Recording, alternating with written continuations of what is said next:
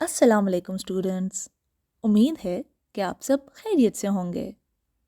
آپ کو یاد ہوگا کہ پچھلی ایپیسوڈ میں ہم نے یہ پڑھا تھا کہ ہمیں سب سے زیادہ کس ہستی سے محبت کرنی چاہیے؟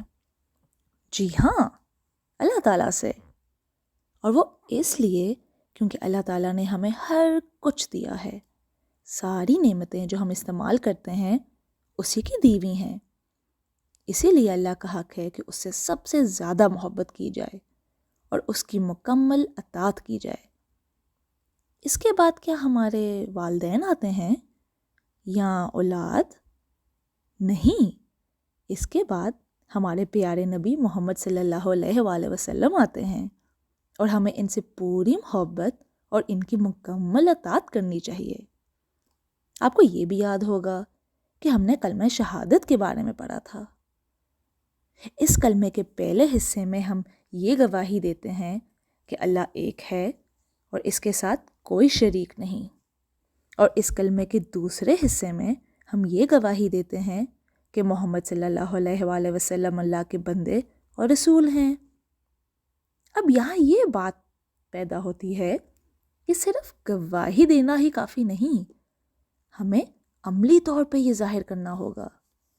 ہمیں اپنی محبت اور اطاعت اپنے ایکشن سے شو کرنی ہوگی۔ اور یہ کیوں کرنی ہوگی؟ میں آپ سے کچھ سوالات کروں گی، میں چاہتی ہوں کہ آپ ان پر 2 منٹ غور کریں۔ ہمیں ارکان اسلام کی تعلیم کس نے دی؟ ہمیں معاشرے میں اٹھنا بیٹھنا کس نے سکھایا؟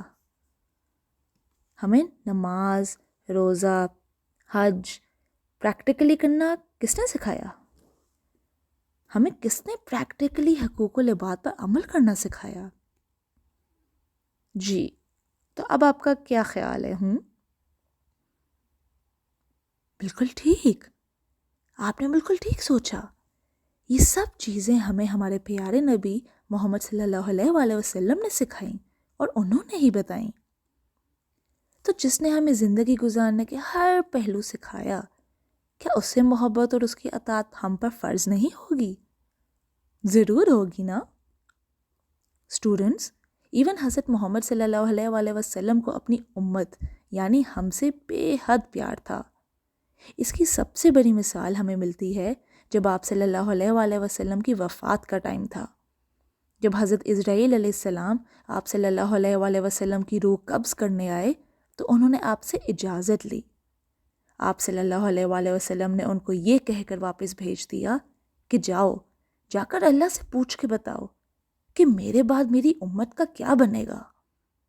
حضرت اسرائیل علیہ السلام گئے اور واپس آ کر بولا، اللہ تعالیٰ آپ کی امت کو اکیلا نہیں چھوڑیں گے۔ پھر آپ صلی اللہ علیہ وسلم نے فرمایا، بس پھر مجھے کوئی فکر نہیں ہے۔ ایسے ٹائم پر کون کسی اور کا سوچتا ہے؟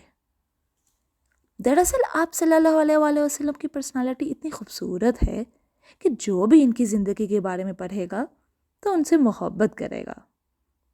آپ نہایت نرم دل اور معاف کرنے والے تھے۔ طائف کا واقعہ تو آپ سب کو پتہ ہوگا۔ صلی اللہ علیہ وآلہ وسلم طائف کے لوگوں کو اسلام کی دعوت دینے گئے، لیکن آپ جب گئے تو انہوں نے صاف انکار کر دیا۔ نہ صرف انکار، انہوں نے آپ صلی اللہ علیہ وسلم پر پتھر پھینکے اور ان کو لہو لہان کر دیا، لیکن آپ نے ان کو کچھ بھی نہیں کہا اور نہ ان کو کوئی بد دعا دی، بلکہ ان کے لیے خیر کی دعا دی کہ اللہ ان کو سیدھا راستہ دکھائے۔ صرف انسانوں سے ہی نہیں بلکہ آپ صلی اللہ علیہ وآلہ وسلم جانوروں سے بھی حسن سلوک کرتے تھے۔ کسی نے نبی کریم سے پوچھا کہ کیا جانور کا خیال کرنا بھی ثواب ہوتا ہے؟ تو رسول اللہ صلی اللہ علیہ وآلہ وسلم نے فرمایا، جانوروں کے ساتھ اچھا سلوک کا بھی اللہ کے ہاں اجر ہے۔ قرآن مجید میں ارشاد ہے، آپ صلی اللہ علیہ وآلہ وسلم بلند اخلاق پر فائز ہیں۔ چلیں اب ہم اس ایپیسوڈ کے کچھ اہم نکات پر غور کریں گے۔ نمبر 1، اللہ کے بعد رسول کی اطاعت اور محبت ہمارا پہلا فرض ہے۔ نمبر 2، ہمارے رسول کی زندگی ہمارے لیے بہترین نمونہ ہے۔ نمبر 3، ہمارے رسول اللہ صلی اللہ علیہ وآلہ وسلم نے تمام لوگوں کو انسانیت کا درس دیا۔ نمبر 4، ہماری آخرت اور دنیا کی کامیابی رسول کی زندگی پر عمل کرنے سے ہوگی۔ اب ہم اپنا ٹیسٹ لیں گے اور دیکھیں گے کہ ہم نے آج کی ایپیسوڈ سے کیا سیکھا۔ نمبر 1، اللہ کی اطاعت کے بعد ڈیش کی اطاعت کا حکم ہے۔ رسول اللہ صلی اللہ علیہ وآلہ وسلم۔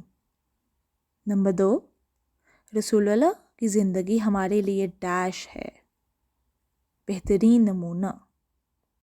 نمبر 3، رسول اللہ صلی اللہ علیہ وآلہ وسلم صرف انسانوں سے ہی نہیں بلکہ ڈیش سے بھی پیار کرتے تھے، جانوروں۔